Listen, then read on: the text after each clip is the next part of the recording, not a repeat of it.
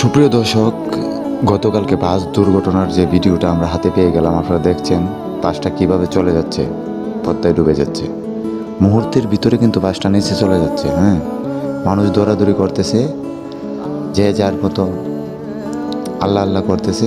কিন্তু আপনারা যদি একটু দেখেন, এই যে বাস কিন্তু আর নেই, বাড়ির নিচে চলে গেছে, মুহূর্তের ভিতরে নিচে চলে গেছে। একটা বাচ্চা মেয়ে উপরে উঠে এসছে, একে একে কিছু লোক উঠবে, কিন্তু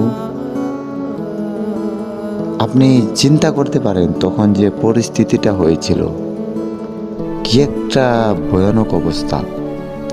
মুহূর্তের ভিতরে একটি যাত্রীবাহী বাস পানির নিচে চলে যাওয়া। যারা সেখানে একটা বাচ্চা কিন্তু সাঁতরাচ্ছে, আপনারা দেখছেন বন্ধুরা, এই যে গামছাটা ধরছে, হাত দিয়ে আসতেছে, উপরে উঠে আসতেছে। মানুষ মারা যাইতে তো বেশি সময় লাগে না, অল্প কিছু সময়, 1-2 মিনিটে দেখবেন সব মরে শেষ। তো কতটুকু গভীরতা সেটা সম্বন্ধে তো আর আমাদের কোনো ধারণা নেই, তাই না?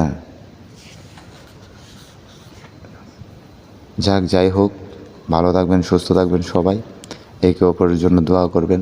আমরা দোয়া করি আল্লাহ যেন সবাইকে হেফাজত করে,